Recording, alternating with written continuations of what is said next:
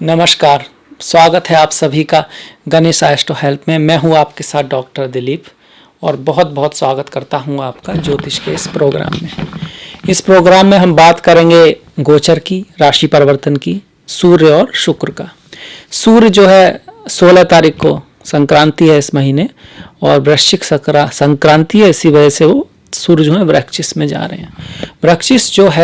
वृश्चिक जो है वो उनके मित्र की राशि मंगल की राशि है और सूर्य अपनी नीच की राशि से अपने मित्र की राशि में जा रहे हैं, तो एक अच्छा परिवर्तन है। ठीक इसी तरह शुक्र भी अपनी नीच की राशि कन्या से, हालांकि कन्या के स्वामी बुध उनके मित्र हैं पर फिर भी वो उनके नीच की राशि है, से अपनी ही मूल त्रिकोण राशि तुला में आ रहे हैं। तो यहाँ से ये है कि एक अच्छा परिवर्तन है ओवरऑल, और ये अच्छा परिवर्तन आपके लिए क्या लेकर आएंगे इसके बारे में हम बात करेंगे। तो कुंभ वालों के लिए अगर हम देखते हैं तो जो तुला है वो उनके नवम भाव भाग्य भाव की है और शुक्र यहाँ पर आपके योग कारक ग्रह हैं, आपके चतुर्थ के स्वामी भी हैं और नवम के स्वामी भी हैं। हालांकि बाधक भी हैं यहाँ पर। बाधक इसलिए कि जिन लोगों की फिक्स साइन होता है, स्थिर साइन होता है, उनके लिए नवम भाव का स्वामी बाधक भी होता है, पर ये आपके लिए कारक हैं, योग कारक हैं और अपनी ही मूल त्रिकोण राशि में आ रहे हैं, तो बहुत अच्छा परिवर्तन हो रहा है।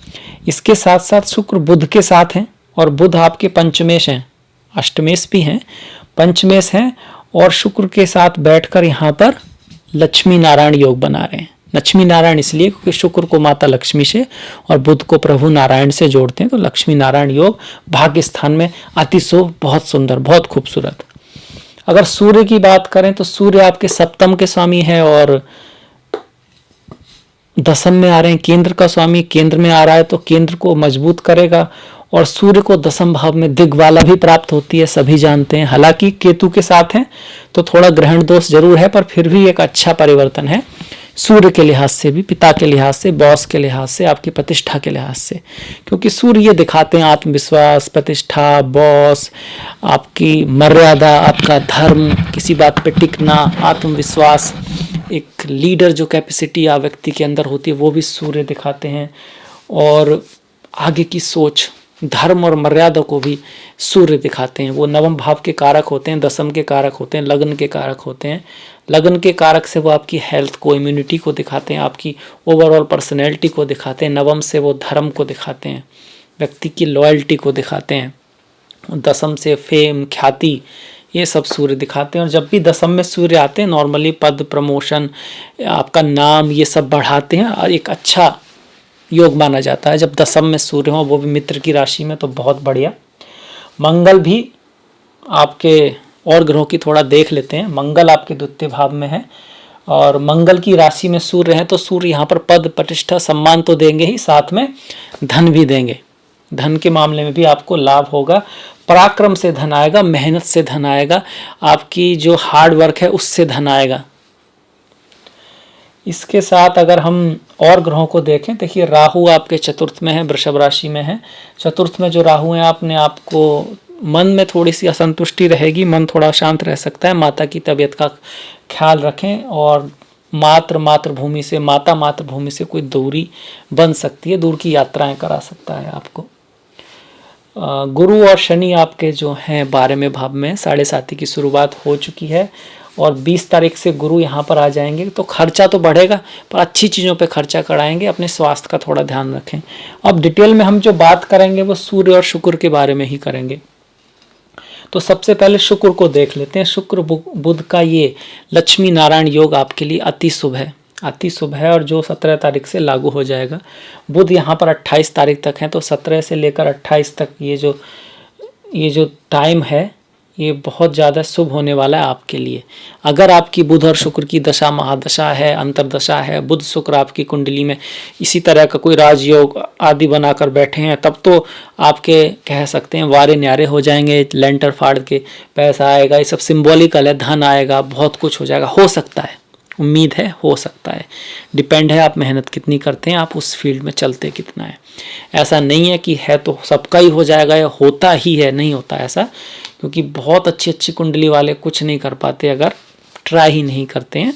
और इसका परफेक्ट उदाहरण है, आप किसी भी ऐसे कंट्री में जाइए जहाँ पर बेसिक एटमॉस्फेयर ही नहीं है, तो वहाँ पर अच्छी अच्छी कुंडली वाले भी आपको थोड़ा बहुत ही करते हुए मिलेंगे। या आप लेडीज़ की कुंडली देखिए ऐसे कंट्री में जहाँ उनको काम करना अलाउ ही नहीं है, उनके कुंडली में कितने भी अच्छे योग हों, वो एक लिमिट से आगे नहीं बढ़ पाती है, मतलब शादी, बच्चे, और यही अपने इंडिया में भी ऐसा ही होता था पहले। अब तो एयरप्लेन भी उड़ा रही हैं, डॉक्टर भी बन रही हैं, लॉयर भी बन रही हैं। तो यू मस्ट वर्क हार्ड। आपका एक सपना होना चाहिए, उसके लिए आपको एक राह बनानी होगी, मेहनत करनी होगी, तो फिर किस्मत भी साथ देगी, तो फिर कुंडली भी साथ देगी। इस बात को याद रखिए।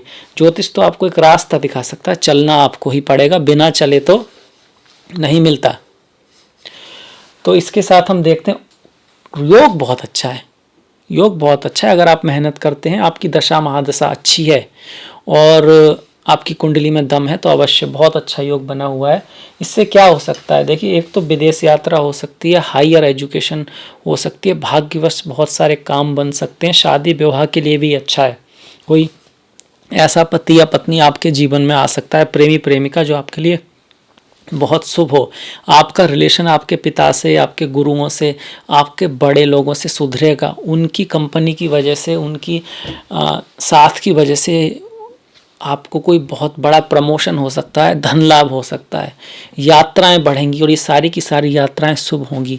आप किसी पवित्र स्थान की यात्रा को भी जा सकते हैं। देखिए, ज्योतिष में धन से भी ज़्यादा जो कि हम फिलहाल वैल्यू देते हैं, ये पवित्रता, धार्मिक स्थान और गुरु ज्ञान, इसको और भी ज़्यादा बड़ा स्थान दिया गया है। इसे नवम भाव को सबसे शुभ भाव माना गया है, ना कि द्वितीय भाव को जो धन दिखाता है, या ना कि लाभ, एकादश भाव को जो कि लाभ दिखाता है। नवम भाव को माना गया है क्योंकि असली लक्ष्मी वही है, आपका धन, आपका ज्ञान, आपकी बुद्धि। क्योंकि जिसके पास ये नहीं होता वो करोड़पति और अरबपति होकर भी दुख ही रहते हैं। सब दिल का खेल है, सब मन का खेल है, और मन में अगर शांति नहीं है तो फिर जीवन में भी शांति नहीं है। आपने कई बार सुना होगा कि ऐसे भी लोग हैं जो करोड़ों अरबों के बिस्तर पे सोते थे, उन्होंने खुदकुशी कर ली, या फिर वो नींद के लिए नींद की गोलियां लेते हैं, नींद नहीं आती, और डॉक्टर भी कह देते हैं इलाज नहीं है। जैसे कि आपका नाम सुना हो आपने, माइकल जैक्सन, और भी बहुत सारे मिलेंगे, आप कोशिश कीजिएगा, ऐसे लोग बहुत हुए हैं। तो इसीलिए नवम भाव को महत्व दिया गया है कि असली जो धन है वो यही है। आपके पिता के साथ संबंध सुधरेंगे। इसके साथ साथ किसी भाग्यवश किसी शुभ घटना का, ज्ञान का, आपके जीवन में कोई गुरु आ सकता है, जीवन में कोई माता गुरु भी आ सकता है। गुरु माता मतलब स्त्री ऐसी आ सकती है जो आपको ज्ञान दे। आपकी मुलाकात आपके होने वाले पति या पत्नी से हो सकती है, जो आपके लिए गुरु समान हो, जो आपको गाइड करे। आपके बच्चे बहुत अच्छा कर सकते हैं, आपके एजुकेशन में बहुत अच्छा हो सकता है, आपके मार्क्स बहुत अच्छे आ सकते हैं। अगर आपका कोई सिलेक्शन वगैरह अगर किसी की तैयारी कर रहे हैं आप, ऐसे समय में कोई ऐसा पॉजिटिव रिजल्ट आ सकता है निकल के। इसके साथ साथ आपका जमीन जायदाद के थ्रू लाभ हो सकता है। हालांकि राहु है यहाँ पर, तो रहना संभल कर, डॉक्यूमेंट वगैरह बड़े ध्यान से देखिएगा, पर हो सकता है कि उसके थ्रू लाभ हो जाए फिलहाल के कुछ दिनों में सिर्फ। और अदरवाइज घर बनाना, ज़मीन खरीदना, इतने सब के बावजूद भी चूंकि राहु हैं, हर चीज़ का ध्यान रखना होगा। आपके पिता के लिए भी ये शुभ है क्योंकि पिता के भाव में ही बन रहा है। पिता के लिए कुछ अच्छा हो सकता है, उनका प्रमोशन हो सकता है, उनके जीवन में कोई अच्छी चीज़ आ सकती है, उनके जीवन में कोई यात्रा आ सकती है, उनके जीवन में कोई धन का स्रोत बन सकता है। इसके साथ साथ आपका सम्मान होगा, आपको पद प्राप्ति होगी, आपके बिजनेस में चौतरफा तरक्की होगी, आपका अपने जीवन साथी से संबंध में भी सुधार होगा। ये सब बातें मैं सूर्य के लिए कह रहा हूँ क्योंकि सूर्य दशम में है और दशम भाव ख्याति का होता है, पद का होता है, प्रमोशन का होता है। और जीवन साथी के इसलिए क्योंकि सूर्य सातम के स्वामी है, जो कि आपके बिजनेस को दिखाता है, आपके जीवन साथी को दिखाता है, और इसका स्वामी अपने से केंद्र में जा रहा है, मतलब कि सप्तम को स्ट्रॉन्ग कर रहा है, तो फेम को स्ट्रॉन्ग कर रहा है, आपके जीवन साथी के जीवन को स्ट्रॉन्ग कर रहा है, आपके बिजनेस को स्ट्रॉन्ग कर रहा है। तो बहुत अच्छा चेंज इस तरह से आ रहा है सूर्य का।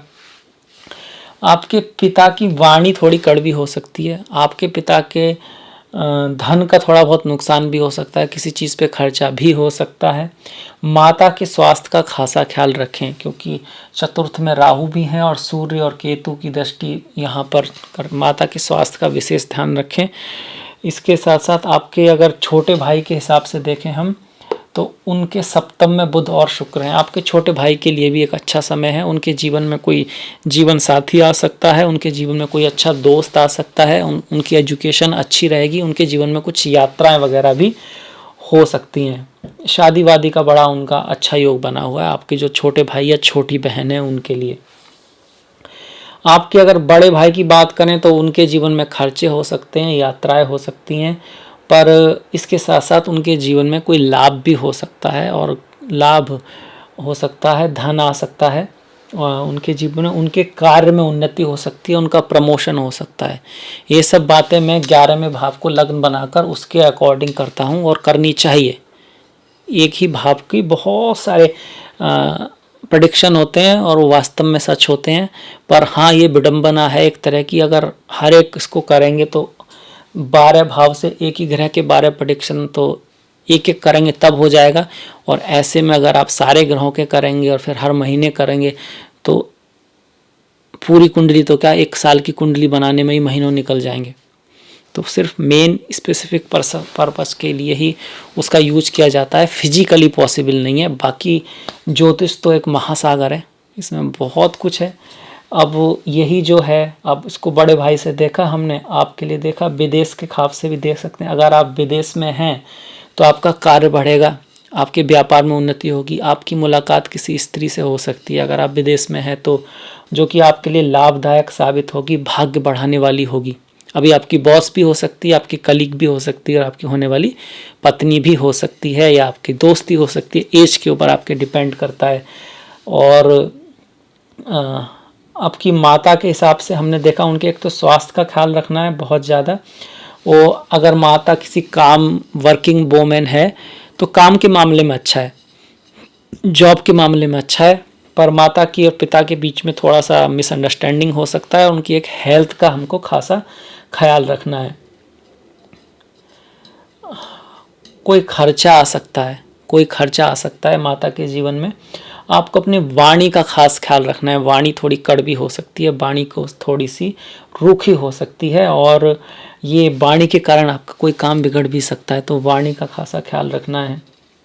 तो ये था मेरी तरफ से शुक्र और बुध का जो चेंज हो रहा है, उससे हम आपके ऊपर, आपके जीवन साथी के ऊपर, आपके माता पिता के ऊपर, बच्चों के हिसाब से देखें आपका, तो बच्चों पर इसका क्या असर पड़ेगा, तो 1 2 3 4 5 बच्चों के लिए अच्छा है। बच्चे एजुकेशन में अच्छा करने वाले हैं और कुछ ना कुछ सपोर्ट मिलेगा। हालांकि गुरु 12वें भाव में है तो बच्चे कहीं दूर यात्रा पर जा सकते हैं, उनके ऊपर काफ़ी खर्च आ सकता है, पर फिर भी उनकी पढ़ाई में एकेडमिक जो है उसके लिए लाभ रहेगा, अच्छा रहेगा, वो अच्छा करेंगे। इसके साथ साथ बच्चों को और आपको भी शेयर सट्टा ये सब में ये थोड़े से दिन थोड़ा लाभ हो सकता है। इस तरह की यहाँ पर थोड़ी सी संभावनाएं हैं। अगर आप विदेश में हैं तो ये समय आपके लिए ज़्यादा अच्छा रहेगा, तब आपको ज़्यादा लाभ होगा। अगर आप विदेश में नहीं हैं तो थोड़ा खर्चा आ सकता है, आपका ध्यान ऐश आराम सुख भोग की तरफ जा सकता है।